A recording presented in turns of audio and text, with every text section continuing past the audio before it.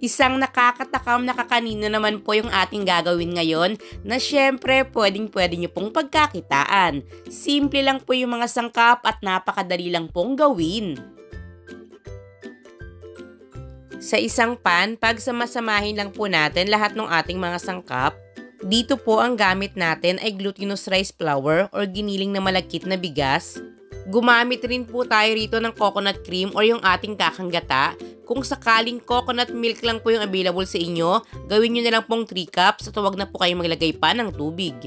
Then yung inilagay po natin ritong condensed milk, pwede nyo pong i-adjust, depende na po sa inyong preference kung gusto nyo pong bawasan yung tamis or dagdagan pa. I-mix lang po natin mabuti bago po natin ito isasalang sa ating kalan na ang lakas ng apoy nasa kalagitnaan po ng medium to medium low heat. Huwag pong pakalakasan nang sa ganon hindi naman po ito bigla ang mamuo at maluto pong mabuti yung ating bigas, ganon na rin po yung ating gata. Dito po, para lang po sa karagdagan yung idea, nag-umpisa po ako mag-oras mula po nung isinalang natin ito sa ating kalan, hindi pa po ito umiinit or kumukulo. Much better nga rin po pala kung huwag na po natin itong titigilan pa sa paghahalo dahil ilang minuto lang maluluto na po agad itong ating kakanin. Kapag ganito na po yung consistency, magdadagdag na po tayo ng magbibigay flavor dito po sa ating kalamay. Ang idadagdag po natin ngayon ay minatamis na munggo. Simple lang naman po ang paggawa nito. Palambutin lang po natin yung munggo. Then once na ito po ay malambot na, magdagdag po tayo ng asukal. Kalahati po ng dami ng asukal yung dami po ng munggo. Halimbawa po, 1 kilong munggo yung inyong nilaga o yung inyong niluto. 1/2 kilo po ng asukal yung inyong ilagay. Para po dito sa ating recipe ngayon, nasa 1/4 kilo lang po ng munggo yung ating nagamit.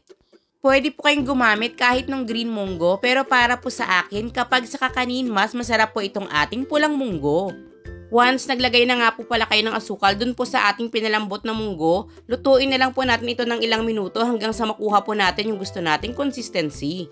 Ang isa po sa indikasyon na tama na po yung pagkakaluto nitong ating kalamay ay maglalabas na po ito ng natural oil na nanggaling naman po doon sa ginamit nating kakanggata.